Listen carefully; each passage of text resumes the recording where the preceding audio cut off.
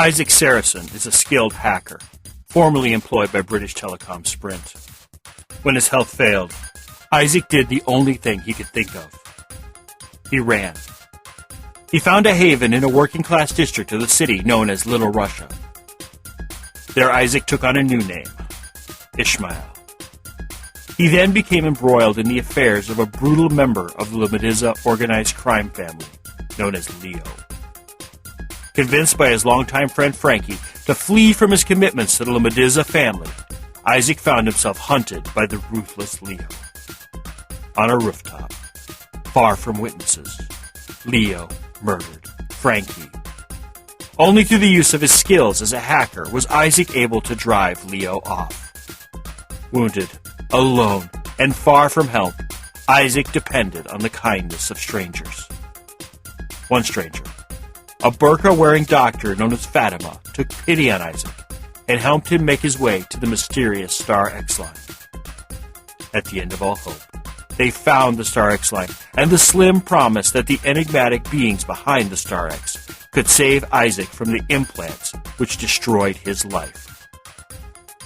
What do you do when those who saved you have recorded everything you are? What do you do when your every action is tracked by the Keylogger?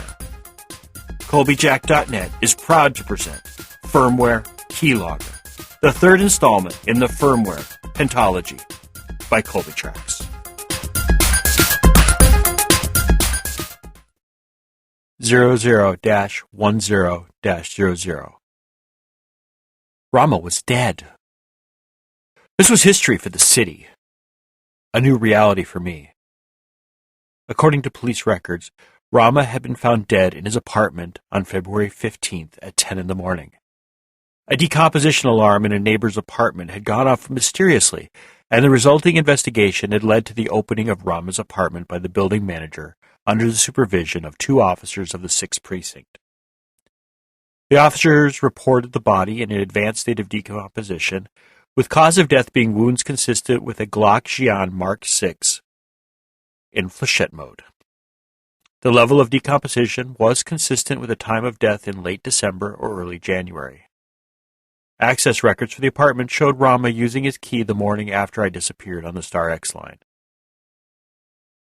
Notes in the margin of the report documented the reprogramming of the apartment's environmental controls to the lowest level allowed by the system and the bridging of the apartment's decomposition alarm. I didn't need to know anymore. The police didn't have any leads on the killer. Tests for forensic evidence left by the murderers were useless.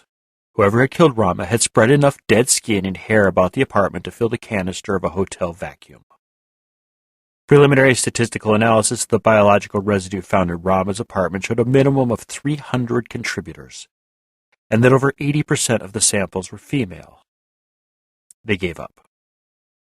The body was long dead. No one had noticed until the alarms went off, and the evidence had obviously been spoiled by the perpetrators. No one was about to waste time filtering all the DNA evidence of what was obviously the contents of a hotel's vacuum system. I wasted time on 2 samples out of the 300. Both were female. Both showed up on the list of registered sex workers licensed to work at the nesting doll. Oh, Leo had been oh so clever in his attempt to conceal his involvement, but he had made a mistake. Never use samples from a business you own. To City Center and One Police Plaza, this was just another random killing. One of the 24,000 homicides which happened each year. It just happened to be one of the 10,000 cases which would not be closed this year. Not that anyone at One Police Plaza ever lost a night of sleep over that little fact. I knew Leo had killed him. The pattern of flechettes from the bodies found at the Amazov catfish farm matched the pattern found on Rama. It didn't take a genius to put together those facts, though being a witness at the shootings did tend to skew my bias toward accusing Leo. The question I had was why? But then, the why wasn't really all that hard to guess. Mospana. Mospana had learned the names of Rama, Huntington, and Apseed when she tortured me after she hijacked my Opemapo null. We had been ringleaders in an attack on a child pornography ring we referred to as Ust-Limsk, as that was where the first servers were out of. The fight to destroy the Ust-Limsk had tied up over 3,000 anonymous hackers in a month-long battle to track down, deny service, and finally wipe the vast library of child pornography the monsters of the Central Steppes had accumulated. It had been a resounding success.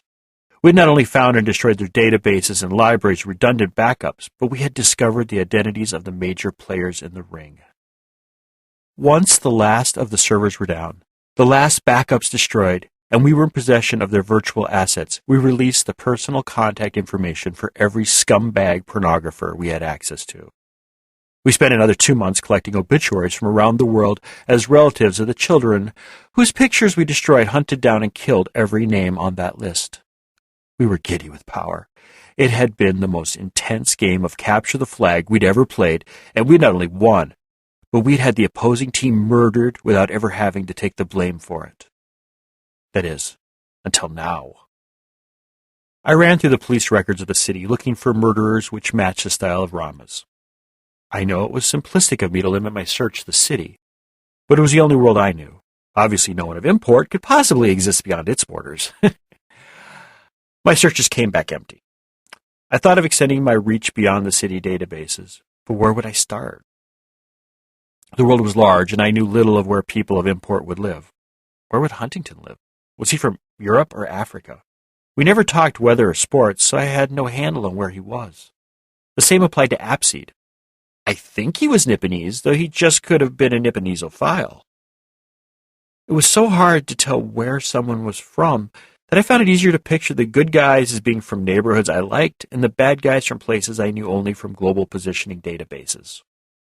I knew the world wasn't that simplistic, but things were so big and overwhelming it was just easier to assume something was good if you could touch it. Leo proved that wrong. In a world only 10 miles from where I lived for the last several years was a man and a culture which was as alien to my old life as that of any Ivorian pirate or Ecuadorian freedom fighter. A man who had traveled the length of the city to kill a single man for being part of something I didn't even know Leo had been involved in. Then again, why wouldn't he be? I was sure he wasn't just archiving the kinky parts of the videos he recorded at the nesting doll. I was sure I would find a million videos with the same decorations and views as I had seen from the cameras in Nona's room. It was hard not to actually search for examples of Leo's lack of moral compass. But I stopped myself. Proving Leo was an evil bastard would not change anything. I already knew he was an evil bastard. I had seen what happened to people when Leo thought they were in the way. I didn't need any more proof than my memories of Frankie's shattered body lying in an expanding pool of his own blood to convince me that Leo was a complete bastard. What was necessary was for me to move past what had happened and determine how far Leo's reach was. I needed to know whether Huntington or Appseed still lived. I didn't know where they were in the real world, but I did know where I would find them in the networked world. They would be on the Brotherhood forums if they were still alive. If they were dead, I knew that someone in the Brotherhood would know that they had passed. It was a long shot, but I had to do it. The only problem was finding the Brotherhood.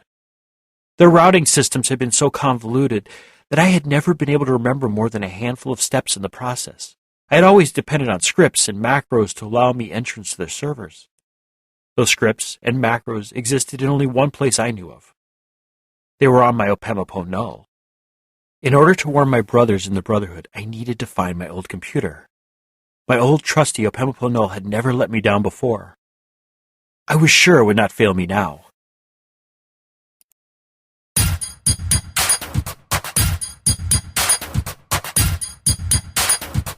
Firmware Keylogger is the third book in the firmware pentology. That's 5 books, if you must know. It begins where Firmware Proxy ends, which in turn followed on the heels of Firmware Hijacked. So you haven't heard or read Firmware Hijacked or Proxy, this would be a great time to head on over to Colbyjack.net and either download the podcast on the audio side, read the episodes on the visual side, or download the Colbyjack Sunday Reader issues 1 through 46 in your choice of either EPUB or Mobi. Firmware Hijacked, Proxy, and Keylogger are all available in ebook versions from our store at shop.colbyjack.net, amazon.com, barnesandnoble.com, and smashwords.com. Just search for Colbytrax. That's Colbytrax. I'm the only one. A complete audiobook version of both Firmware, Hijacked, Proxy, and soon Keylogger is available for download through our shop as well. If you don't need any stuff, but would like to support our work, drop on by Colbyjack.net and hit the pretty little donate button conveniently located on the right-hand side of the blog roll. If you're on a smaller screen, the bottom will be found at the bottom of the page. Firmware Keylogger is released under a Creative Commons, non-commercial, attribution, share-alike license. Do what you want with it. Just don't sell it, and always tell people where it came from. If you received this from a friend and want more information about Colbyjack.net and our split personality website, just drop on over to Colbyjack.net and select either the audio or visual side. The audio side carries our podcast, while the visual side carries our writings. Whichever side catches your fancy is fine with us. We're of two minds about the whole thing anyway. I do mostly Twitter, so if you do the tweets and want to follow me, I'm Colbytrax. That's Colbytrax. Thank you once again. Remember to be fabulous and have a wonderful week.